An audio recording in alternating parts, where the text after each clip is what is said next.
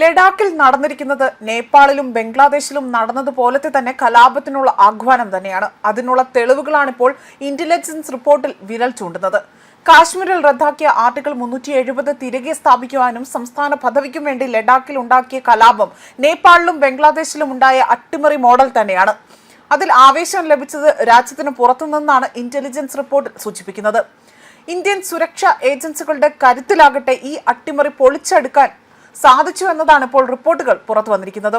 6ാം schedule സംരക്ഷണവും ലഡാക്കിന് സംസ്ഥാന പദവിയും ആവശ്യപ്പെട്ടുകൊണ്ട് ലേയിൽ കഴിഞ്ഞ ദിവസം നടന്ന പ്രകടനക്കാർക്ക് നേരെ പോലീസും അർദ്ധസൈനികരും നടത്തിയ വെടിവെപ്പിലാകട്ടെ 4 പ്രതിഷേധകർ കൊല്ലപ്പെടുകയും 58 പേർക്ക് പരിക്കേൽക്കുകയും ചെയ്തു. ആർട്ടിക്കിൾ 370 റദ്ദാക്കിയ ജമ്മു കാശ്മീർ വിഭജനത്തിന് ശേഷം 2019 ലഡാക്കിനെ കേന്ദ്രഭരണ പ്രദേശമാക്കിയതിനു ശേഷമുണ്ടായ ആദ്യത്തെ മാരകമായ ഒരു ആക്രമണമായിരുന്നു അവിടെ നടന്നത്. 19, 20 അതുപോലെ 23, 46 വയസ്സ് പ്രായമുള്ള മരിച്ചവരുടെ പേരുകൾ ഇതുവരെയും പുറത്തു വന്നിട്ടില്ല. 6ാം ഷെഡ്യൂൾ പദവിക്കായി 35 ദിവസം നിരാഹാര സമരം നടത്തുന്നുവെന്ന കാലാവസ്ഥാ പ്രവർത്തക സോനം വാങ്ചുങ് കഴിഞ്ഞ ദിവസത്തിന് ശേഷം അത് അവസാനിപ്പിക്കുകയാണ് ചെയ്തത്. ചൊവ്വാഴ്ച 2 നിരാഹാര സമരക്കാർ കുഴഞ്ഞു വീണ് ഗുരുതരാവസ്ഥയിൽ ആശുപത്രിയിൽ പ്രവേശിപ്പിച്ചതിനെ തുടർന്നുകൊണ്ട് യുവാക്കൾ കോപാകുലരായി തന്നെ പൊട്ടിത്തെറിച്ചതാണ് മറ്റൊരു കാരണമായി പറയുന്നത്. സെപ്റ്റംബർ 10 മുതൽ 35 ദിവസമായി നിരാഹാര സമരത്തിലായിരുന്ന 15 പേരിൽ 2 പേരുടെ ആരോഗ്യനില അതീവ വഷളായി തന്നെ തുടരുകയും അവരെ ആശുപത്രിയിലേക്ക് മാറ്റിയതോടെ വലിയ രീതിയിലുള്ള ഒരു പ്രതിഷേധത്തിന് അവിടെ യുവജനങ്ങൾ അല്ലെങ്കിൽ യുവജന വിഭാഗം അവിടെ ആഹ്വാനം ചെയ്യുകയാണ് ഉണ്ടായത്. സെറിക് വാങ്ചുങ്, താഷി ഘോൽവെ എന്നിവരെ ആശുപത്രിയിൽ പ്രവേശിച്ചതാണ് അവിടെ വലിയൊരു പ്രതിഷേധം അക്രമാസക്തമാകാൻ കാരണമായതെന്നാണ് സോനം വാങ്ചുങ് വ്യക്തമാക്കിയത്.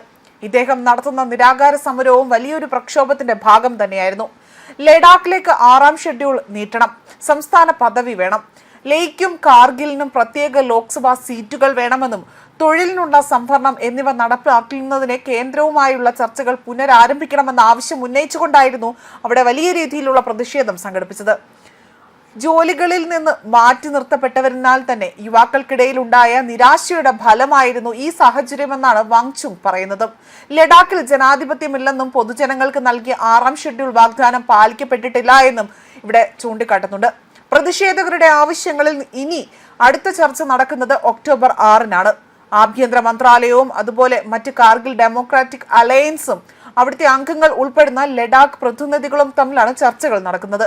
തങ്ങളുടെ ആവശ്യങ്ങൾക്കായി കഴിഞ്ഞ 4 വർഷമായി സംയുക്തമായ ഒരു പ്രക്ഷോഭത്തിന് നേതൃത്വം നൽകുന്ന 2 സംഘടനകൾക്ക് മുൻപ് കേന്ദ്രവുമായി നിരവധി റൗണ്ട് ചർച്ചകൾ നടത്തിയിട്ടുണ്ട്. എന്നാൽ ഇതെല്ലാം തന്നെ ഫലം കാണാതെ പാതി വഴിയിൽ ഉപേക്ഷിക്കപ്പെടുകയാണ് ഉണ്ടായത്. ഇതിനെല്ലാം ഒടുവിലാണിപ്പോൾ ലേയിൽ വലിയ രീതിയിലുള്ള പ്രക്ഷോഭങ്ങൾ നടക്കുകയും വലിയ രീതിയിലുള്ള അക്രമാസക്തമായി ജനം അവിടെ എല്ലാം തല്ലി തകർക്കുകയും ചെയ്തിരിക്കുന്നത്. ന്യൂസ് ഡെസ്ക് കർമ്മ ന്യൂസ്.